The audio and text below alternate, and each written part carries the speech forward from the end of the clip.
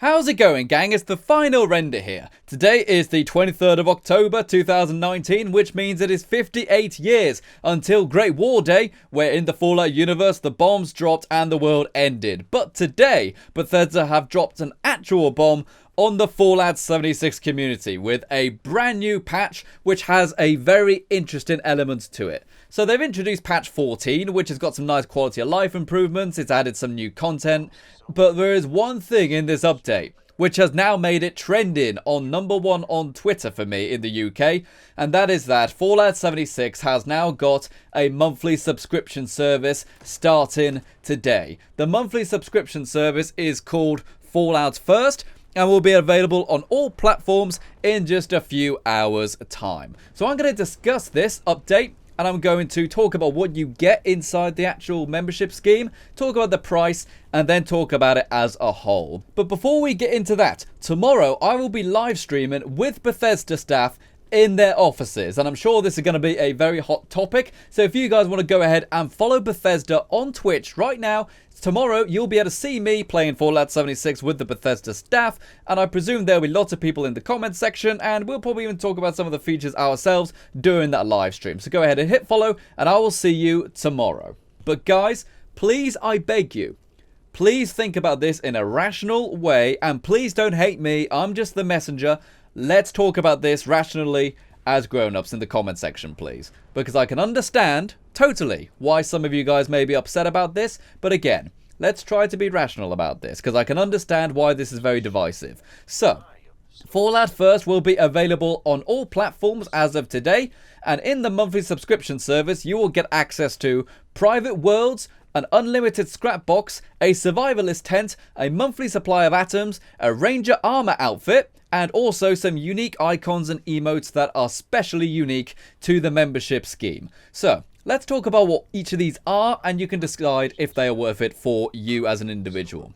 So, private worlds is the first thing that we're getting in this membership scheme. We've known about this for about a week now, that private worlds would be something that you would have to pay for. It's very, very common for video games to have to charge for private servers or private server hire. Nothing new about that. I don't know why some people are acting a bit confused about that, but it is very normal for private worlds or rented servers to cost price, and this is something that is included. It is, however, essentially the same as a regular adventure mode. However, only you and 7 of your friends can join the private world. So 2 full squads, meaning there should be much less lag. Kind of only people on your friends list can come in, so you won't have a load of people who are strangers attempting to, say, grief you or ruin the game in some way. It also means the game should actually run with a bit less lag, which is very nice, because you won't have hundreds of camps around in the White Springs lagging every place up and stuff like that. But there are some other things about private worlds, such as in the future they will get modding support. As of right now, there is no variants on them you can change. And also something which is good about it is only one person needs to own the private world to invite 7 friends in. So if you've got one person on your friends list who has an actual private world, you can join them. So you can join them in their private world, and that world will actually go offline when that player goes offline. So, got to keep that in mind, but essentially, you and your friends could all chip in some money, one player can own a private world, and you can all play on that private world together, should you want to. And then after that, we get a scrap box, which is an unlimited container for storing scrap. Now, this is a bit more interesting. A lot of people are saying that there are certain pay-to-win mechanics in this. This is the only thing I can see that is possibly pay to win. But me, personally, I like this. I like the fact that I can store all of this crafting component in there and actually get some space for all the things I want to keep, like armors and weapons and aid and stuff like that. But this is very divisive, because on one side, this is definitely something I want, and I definitely really like it, and will be getting it for that reason. However, a lot of people do think that this is, one, removing a core component of the game, which is managing your inventory, and also it is essentially paying for something that many people feel as if should be in the game. They feel as if the scrap box basically proves it is possible to do it, however, it is being charged for. As I said, I still personally want this thing, and I don't mind it myself. I'm willing to pay the small amount of money for convenience. And I'm someone who also makes videos on Fallout 76, so I can also justify it in that sense. However, you may not necessarily want this, even though it is a very useful feature. After that, we get the survival tent, and the survival tent is something which gives you an extra spawn point. It's essentially a mini camp. It will have a stash box, a sleeping bag, and also some cooking equipment and stuff like that. Very nice idea overall. I'm someone who builds a lot of camps inside Fallout 76, and sometimes I want to move my spawn point, but I really don't want to move my camp because it's only half complete and I'm making a video on it. So that's a nice thing for me.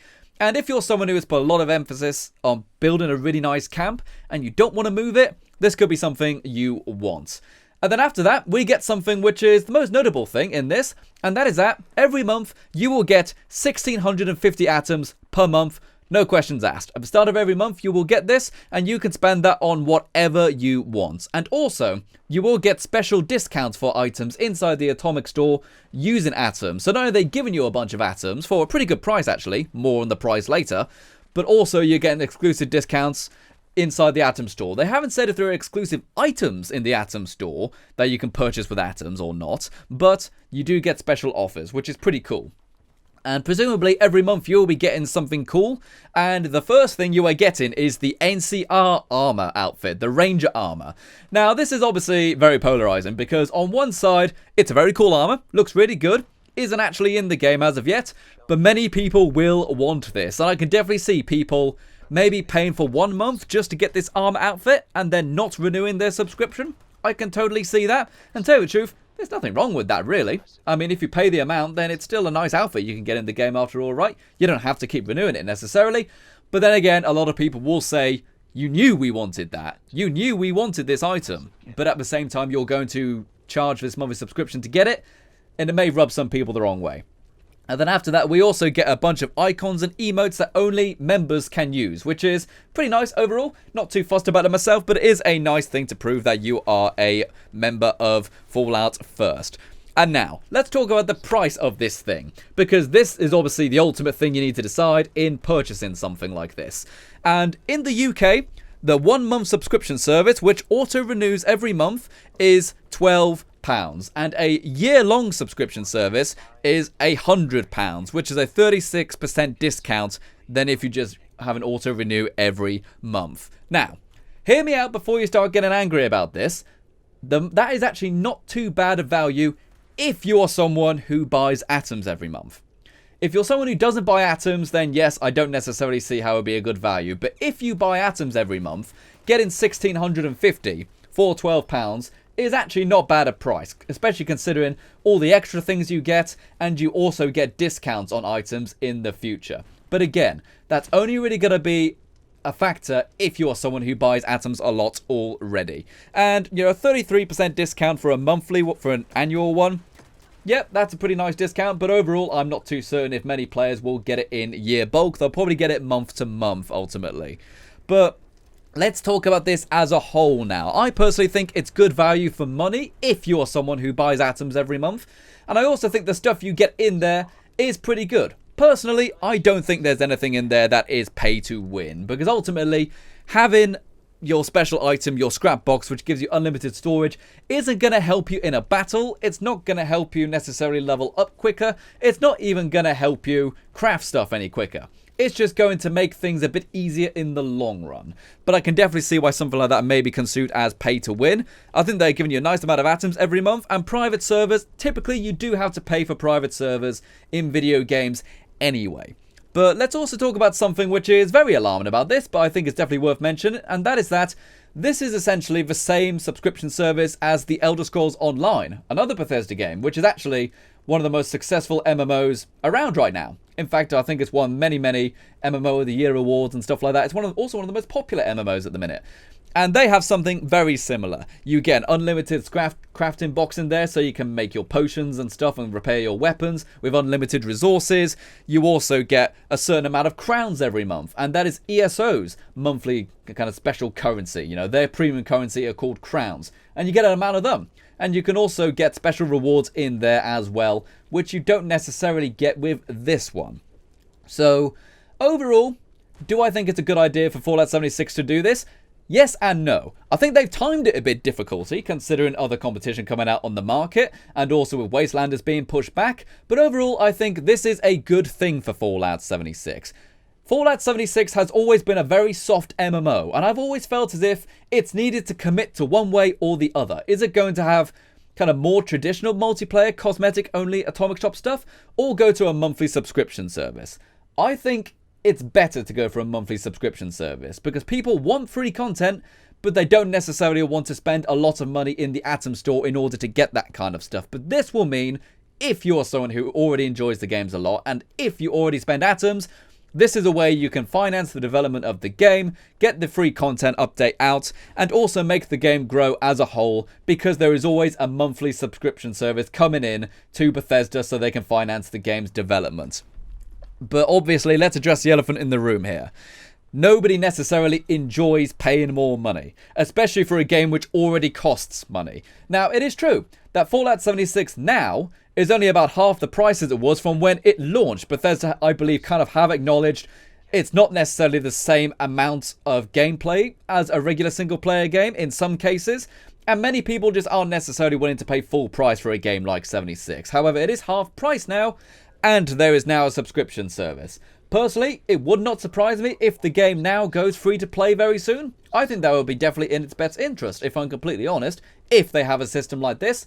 But there is another thing about it as well, which is very important to note, and that is that this doesn't change the game in any way. This doesn't add any new quests. It doesn't add any new game modes. It doesn't add any new monsters to kill. This just makes the game a bit more convenient. So many people don't necessarily want it for that reason. They would rather Bethesda kind of put all their emphasis on making new quests and stuff like that. So overall, I would say if you like 76 and you spend a lot of money in the Atom Store, or even just a small amount of money, then this is probably worth it. However, I can totally understand if you are not interested and are willing to jump ship. But I urge you not to, because I personally love this game and I think something like this is exactly what the game needs. And I can't wait to see you guys in the next video. And remember guys, go ahead and follow Bethesda on Twitch so you can see me live streaming with them tomorrow. I presume this is going to be a very hot topic tomorrow on the live stream, so I'm sure you guys would like to go ahead and maybe ask me and other people questions. And I really hope you are willing to enjoy this video for what it is and not necessarily attack me too much because you are not a fan of the service. So thank you very much for watching. I've been the Final Render and you've been the audience. Until next time, farewell.